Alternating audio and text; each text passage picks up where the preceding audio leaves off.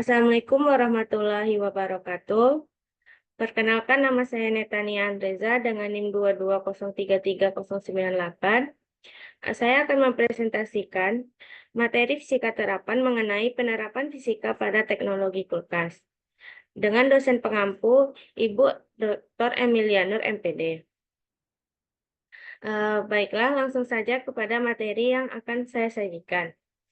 Yang dengan berjudul Penerapan Fisika pada Teknologi Kulkas.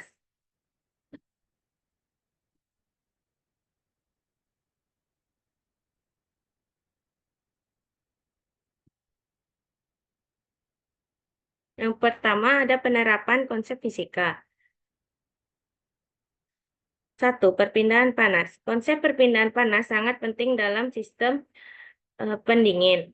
Pendingin berfungsi untuk memindahkan panas dari ruangan bersuhu rendah ke ruangan bersuhu tinggi. Proses ini melibatkan hukum termodinamika yang mengatur aliran panas dari suhu tinggi ke suhu rendah. Yang kedua ada konduksi. Konduksi adalah proses perpindahan panas melalui zat tanpa pergerakan zat itu sendiri. Dalam konteks lemari pendingin, konduksi terjadi ketika es batu meleleh dan dingin menyebar ke udara sekitarnya, serta ke sayuran yang disimpan di rak-rak. Yang ketiga ada konveksi. Konveksi adalah perpindahan panas yang terjadi melalui zat.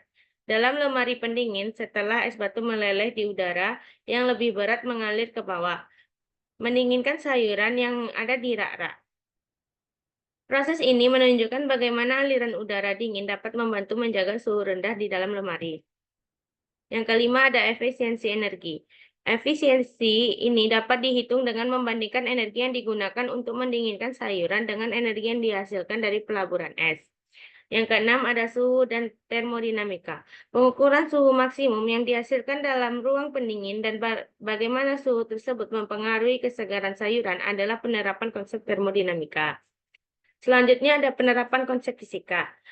Berikutnya, terdapat termodinamika ini refrigerator dengan perangkat lunak Cooltolk versi 1.04. Cooltolk adalah kumpulan model simulasi untuk sistem pendingin dan masing-masing memiliki tujuan tertentu, seperti analisis siklus, ukuran komponen utama, analisis energi, optimasi. Seperti yang telah dijelaskan pada gambar 1. Selanjutnya ada hubungan kekekalan energi untuk setiap komponen. Yang pertama ada daya kompresi pada kompresor adalah WC sama dengan M H2 dikurang H1. Yang kedua ada kondensor. Kondensor terjadi proses kondensasi yaitu perubahan fasa refrigeran dari gas ke cair. Maka nilai kalor yang dibutuhkan adalah QC sama dengan MH2 dikurang H3. Yang ketiga ada proses ekspansi terjadi pada katup ekspansi untuk menurunkan tekanan dan temperatur refrigeran. H3 sama dengan H4.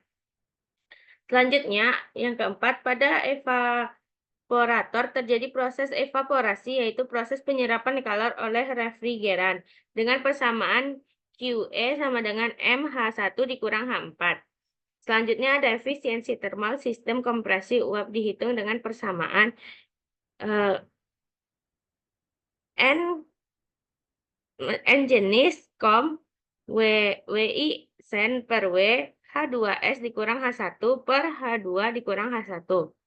Koefisien kinerja sistem merupakan rasio kapasitas pendingin terhadap kerja kompresor. COP sama dengan H1 dikurang H4 per H2 dikurang H1. Lalu ada pengertian kulkas. Dari aspek teknologi, kulkas berfungsi berdasarkan prinsip pendingin yang menggunakan kompresi dan ekspansi gas refrigeran. Dari segi fungsional, kulkas diartikan sebagai alat yang dirancang untuk memperpanjang masa simpan bahan pangan dengan menurunkan suhu dan menjaga kelembaban yang sesuai. Kulkas mencegah pertumbuhan mikroorganisme berbahaya yang dapat menyebabkan pembusukan makanan. Dari sudut pandang sosial dan kesehatan, kulkas berkontribusi pada peningkatan kualitas hidup yang memberikan akses mudah untuk menyimpan makanan bergizi dan aman.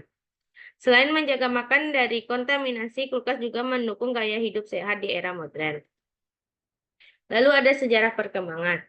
Yang pertama, sebelum kulkas ditemukan, orang-orang pada zaman dahulu bisa menggunakan metode pengeringan, pengeraman, dan mengandalkan rumah es untuk mengawetkan makanan.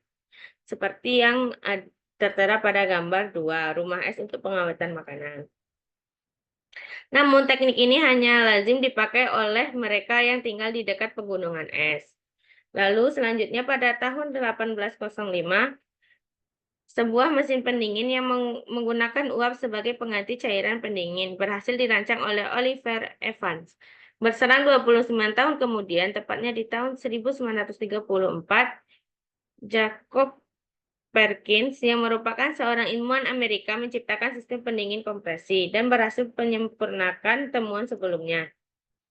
Selanjutnya pada tahun 1922, dua orang mahasiswa Royal Institute of Balzar Van Platen and Karl Multus benar-benar menyempurnakan mesin pendingin yang kini disebut sebagai kulkas. Namun pada saat itu kulkas masih terbuat dari kayu dilengkapi dengan kompresor sehingga belum terlalu efektif untuk menyimpan es terlalu lama. Nah, selanjutnya kulkas mengalami perkembangan yang lebih signifikan dan bahkan menggunakan bahan yang lebih kokoh yaitu besi berlapis porselen.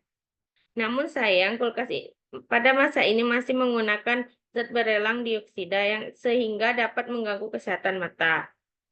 Nah, selanjutnya hingga saat memasuki tahun 1950, kulkas sudah mulai digunakan untuk menyimpan sayur-sayuran, buah-buahan, ikan, daging agar tetap awet dan segar dalam jangka waktu yang lebih lama. Kulkas era modern seperti saat ini memang lebih canggih ketimbang zaman dahulu, apalagi dengan ketersediaan berbagai teknologi yang dibikin makanan tak hanya sekedar awet, namun juga lebih sehat. Selanjutnya ada prinsip kerja. Prinsip kerja, pada era sekarang kulkas sudah memiliki perkembangan yang dimana telah didesain menggunakan beberapa prototipe, salah satunya yaitu prototipe kulkas mini termoelektrik. Selanjutnya ada prinsip kerja termoelektrik melibatkan pergerakan elektron melalui arus DC pada konduktor tembaga. Elektron berpindah dari sisi panas semikonduktor tipe P melepas panas saat menurunkan energi, kemudian kembali ke tembaga dan menyerap panas. Selanjutnya terdapat juga model termodinamika yang digunakan untuk menganalisis kinerja lemari es, yaitu model Edo reversible dan model low dissipation. Model Edo reversible menggambarkan operasi lemari es dengan asumsi proses internal reversible dan pertukaran panas isotermal.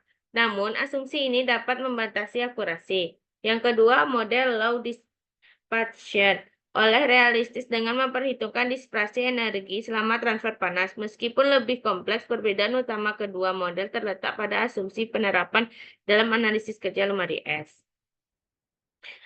Prinsip kerjanya seperti gambar 9, bangan dari model Edo reversible dan model low dispersible. Lalu ada komponen refrigerator. Yang pertama ada kompresor. Kompresor bekerja dengan perbedaan tekanan sehingga bahan pendingin dapat mengalir dari satu bagian ke bagian yang lain.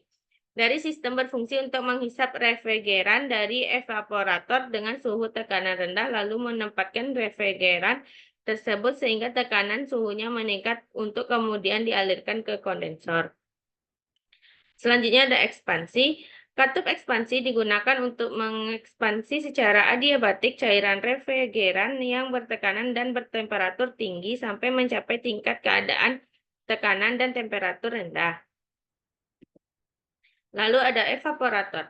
Evaporator juga disebut juga dengan boiler, freezer, froster, cooling coil, chilling unit, dan lain-lain. Fungsi evaporator adalah untuk menyerap panas dari udara atau udara di dalam ruangan yang didinginkan.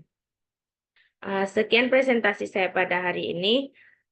Assalamualaikum warahmatullahi wabarakatuh.